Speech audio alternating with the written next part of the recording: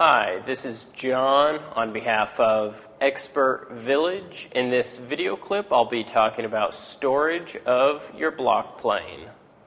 First off, it's always good to label where your tools go and where they're going to be stored at. Next, when we store our block plane, we want to make sure that the blade is not sitting on anything. It needs to be slightly raised in the air. This is going to prevent it from shifting or becoming damaged in any way.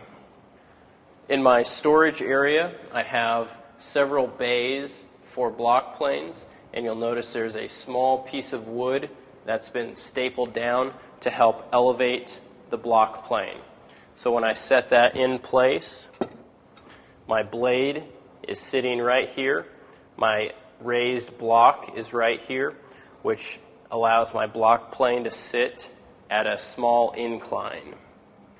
And lastly, it's always good to lock up your tools where no children or anyone who's not trained to use the tool could get to it.